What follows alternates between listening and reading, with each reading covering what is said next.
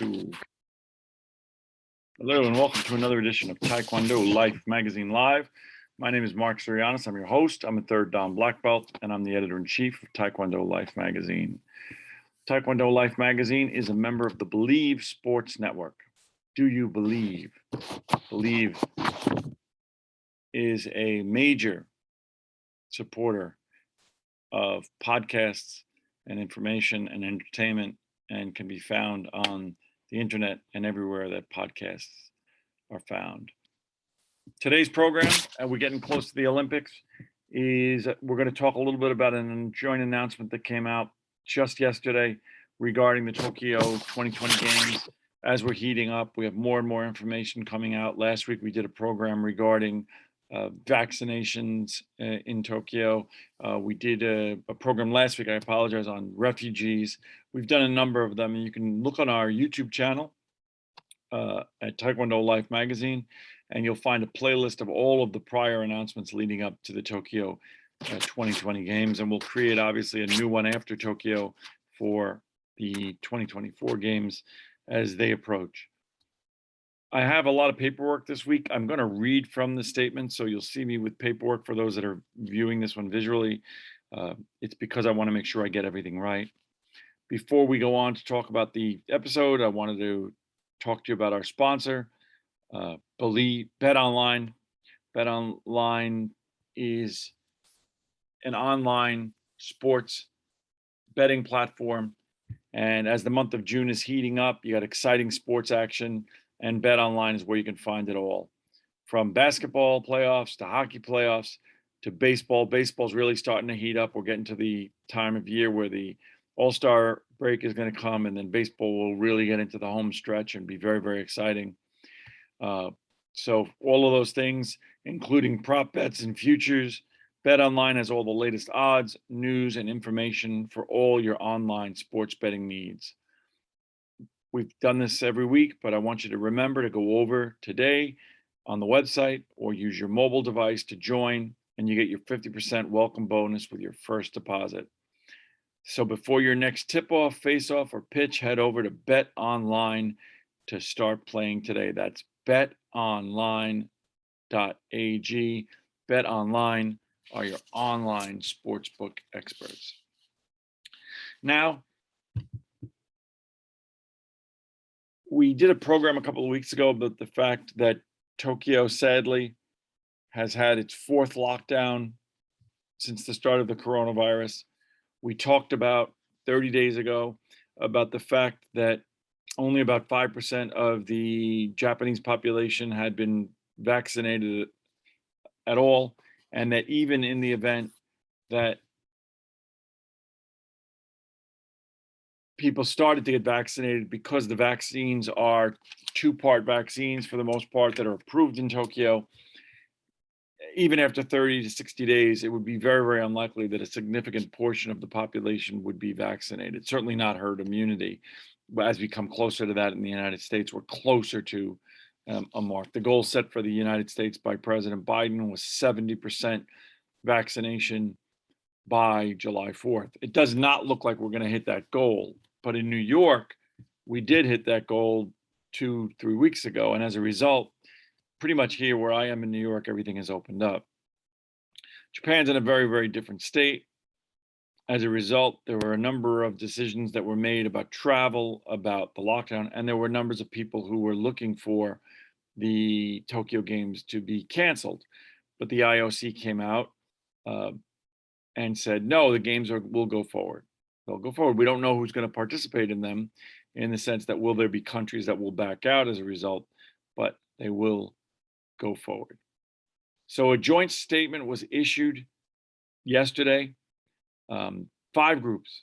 The IOC, we normally report on the IOC, the International Olympic Committee, and of course its sister organization, its parallel organization, the International Paralympic Committee, which obviously handles the Paralympics.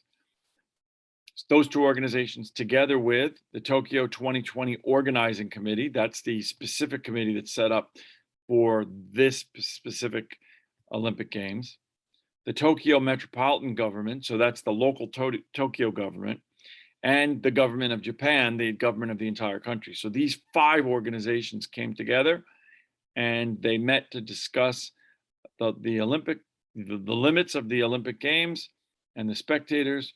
And as a result of that, they put together a consensus of, at this moment, what they think the rules will be, and they've promulgated those, and we're going to be happy to share those with you so that there's a little bit of a better understanding of that. Before I get into that, I do want to talk about a new sponsor of ours. I think 2 weeks ago was the first time that they sponsored our program, and we got tremendous feedback from people that were very, very excited.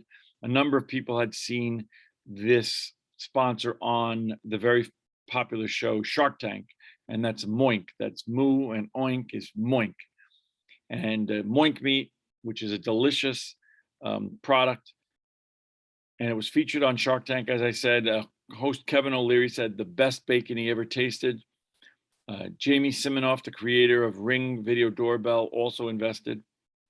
And with Moink, you get the best bacon, the best steak, the best chicken, and the best salmon you'll ever eat. And it won't come from your grocery store. You're going to only find it on the family farm and caught by independent Alaskan fishermen. That's why you need moinkbox.com. And if you watch the program on Shark Tank, you see that the owner of it, the founder of it, that she and her family are independent family farmers, and they've been doing this and they understand it. And that's where the best products and the best information comes from. So this is what I want you to do. I want you to join the Moink movement today. I want you to go to moinkbox.com/believe. That's important because when you hit /believe, you get free bacon for a year with every box that you order. So that's a big deal. I mean, at my house, they love bacon. I think everybody loves bacon, and you get free bacon when you go to moinkbox.com, but you got to hit /believe. That's BLEAV. That's 1 year of the best bacon you'll ever taste for a limited time. I'm going to spell it out for you because I know it's a little hard. It's Moink, MOINK, moinkbox.com/believe, BLEAV. That's moinkbox.com/believe for 1 year of free bacon. Practically sells itself. If you're not busy typing in that URL right now, must be something wrong with you. Let's go back to more serious stuff. This decision, and I am going to read from it because I want to talk about it. It says, in light of the government's restrictions on public events, the spectator limit for the Olympic Games will be set at 50% of the venue capacity with a maximum of 10,000 people at all venues. Now that's interesting because at one point they were talking about having no spectators at all. So they must feel a little bit more confident to be able to say that they'll do 50% capacity with a maximum of 10,000. Many of the stadiums and things they probably have set up probably seat 70, 80,000, 60,000. So 10,000 spread out is not going to be that many. However, it is a big change. Now, I do think this isn't clear here, but that the majority of the spectators will come from Japan. So to some degree, as it relates to spectators and the risk from spectator to spectator, it's sort of enclosed. I do not believe they are allowing foreign visitors to come in for the Olympics, and I don't believe that has changed. The current competition schedule remains unchanged. In principle, spectators will be admitted to events subject to limitation. So they're not going to change the schedule. The schedule that's been announced has been announced. They're not going to stagger or move. You've seen here in the United States, many times there's been a staggering of the way that things have done. At our Taekwondo school, we staggered the classes to be able to allow more time for ingress and egress and less time for people from one class to the other. Apparently, that's not going to be the case. However, Japan is still in a state of emergency, and other priority measures aimed at preventing infection that were implemented at any time after July 12th. Restrictions on the number of games, including non-spectator competitions, will be based on the content of the state of emergency and other relative measures in force at time. All right, so what are they saying here? I apologize. I garbled it a little bit. In the event that there are additional heightened states of emergency due to significant for future outbreaks, further contamination, strains that were unthought of. They are reserving the right, of course, to change this rule about the spectators. So there could be less spectators, there could be no spectators. I mean, the fact of the matter is they're saying that they don't need to say that in order to do it, but they are making it clear, which transparency is very, very important, and it's very, very helpful. In the event of a rapid change of infection status and in the capacity of the medical care system, the five-party meeting will be held promptly to discuss future measures. Again, one of the things we experienced here in New York, the biggest part of the crisis for us at the beginning part was hospital capacity. People were sick. People didn't have the ability to get into hospitals because the hospitals were so overwhelmed with flu cases at that time and coronavirus cases. So they will be measuring that and monitoring that and making decisions accordingly. We only have 30 days left. So the Japanese parties have formulated guidelines for spectators aimed at ensuring safe and secure environment. These stipulate that masks should be worn in all venues at all times. That's understandable. We see that all over the world, social distancing and masks. The next one is very, very strange. Speaking in a loud voice or shouting will be prohibited. A little counterintuitive, right? So you're going to go to a spectator sport, you're going to go to an Olympic game, you're going to go to root for a country, but you are not allowed to yell, you're not allowed to scream, you're not allowed to shout. Now, the Japanese population has a great history of being very compliant and very lawful, very respectful. So do I expect that they will follow to the extent that they can that rule? I do, but it is a little bit of a strange rule. And then my question is, what is the rubric with which they measure that? Is it decibels? Is it the way, I mean, who's going to monitor whether you're yelling or shouting? And what is the consequence going to be? They're going to write you a ticket, they're going to arrest you, they're going to throw you out. It doesn't really say, but I just thought that that was one of the more interesting ones.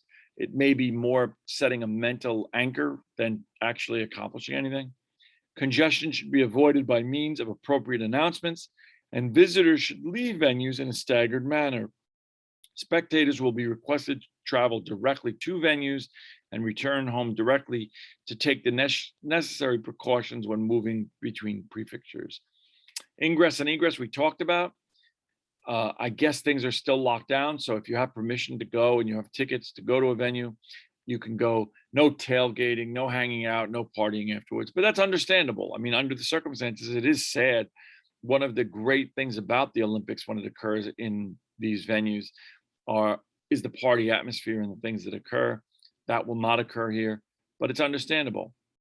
Given the COVID situation, the Japanese parties intend to look into either canceling or reducing the scale of any live states and public viewing events to minimize the movement of people, review game-related events, and establish new and safe ways of cheering and supporting for athletes.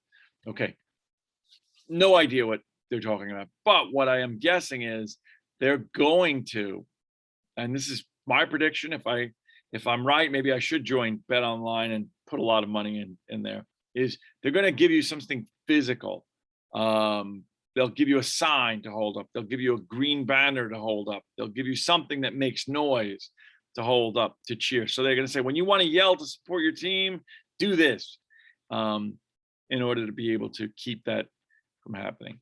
A framework will be implemented to keep monitoring the status of infections and medical care using expert advice. Again, something that's occurred here, I'm assuming it's occurred in Japan and probably should continue to occur. So I don't expect that really is a significant change. Consistent and unified messages aimed at ensuring safe and secure games by the five parties will be delivered. Again, I gave you five parties. They should be speaking in one voice rather than the Olympic Committee saying one thing, the government saying another thing, so that anywhere that you go for any of these places, you'll get the same message, which is important. In order to conduct safe and secure games for the whole of Japan, there will be strong coordination and cooperation with local governments to ensure the above guidelines are followed. Makes perfect sense. The Olympics takes place in various venues in various municipalities and cities. throughout Japan, in and around Tokyo. So they'll all be in the same place. The situation will be monitored in Japan and abroad, including the status of different variants, and all necessary action will be taken promptly. Vaccination of those involved in the games will continue, and the vaccination status will further be updated. We talked last time about the fact that the IOC was providing and assisting in the vaccination of individuals in Tokyo and athletes. Strangely enough, the IOC is not requiring that athletes be vaccinated to participate. I think it depends on your status and your position on that. I happen to be someone who believes in the vaccine. Don't hold it against me. I'm double vaccinated, and I think they should have required countries to have their athletes vaccinated in order to participate, but that's not one of the choices that they made. With 30 days or so to go until the games, there's 64 days to go until the Paralympic Games. The 5 parties will continue to work to ensure safe Olympic Games. That's basically the entirety of the statement. We're going to bring you more on it. Again, I think they're doing within the confines of what they can. We've talked about this before. The Olympics has only been canceled 3 times in the history of the Model Olympics since 1896. That it is impossible to postpone the Olympics further. First of all, it's the summer games. It needs to take place in the summer, can't take place in the winter. And we are getting dangerously close to the work that needs to be done for the 2024 Olympics. Therefore, this is the last chance. The 2020 Olympics taking place in 2021. So the world is reopening. Japan was behind.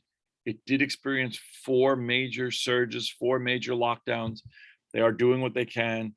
The Olympics will certainly not be in its full vibrancy. The country will not be celebrating outwardly and openly, but I do believe it is a historic games for the following reason. The occurrence of the Olympics is always a sign of hope and of a sign of positivity and a sign of unity. And if there's nothing else that the coronavirus did in the world, I think it showed us that we are all equal in regards to the fact that we're all human beings that are subject to and vulnerable to the same. The coronavirus didn't understand political boundaries. It didn't understand if you were Republican or Democrat. The coronavirus doesn't understand if you're Japanese or if you're from the United States. The coronavirus didn't understand if you were a man or a woman. The coronavirus impacted, impeded, and hurt all of us. So the Olympic Games is the contrary to that. It's the positive, right? The Olympic Games is where we come together as a world. We celebrate the fact that there are differences. We celebrate the fact that we have patriotism, but we do it in a healthy and a competitive manner. And I'm looking forward to it, particularly for our Taekwondo athletes that have worked so hard and had to delay 1 year their training in order to be able to compete in this games. So as more information comes available, we will share it with you here on our Taekwondo Life magazine YouTube channel, podcast, and all of our platforms. We will give you updates when the games occur on Taekwondo and the Taekwondo athletes and how they're doing. And we will continue to bring you all the updated and breaking news. My name is Mark Sirianis. This is Taekwondo Life magazine. This episode is presented by Bet Online, your online sportsbook expert. Thank you for tuning in, and I look forward to seeing you on the mat.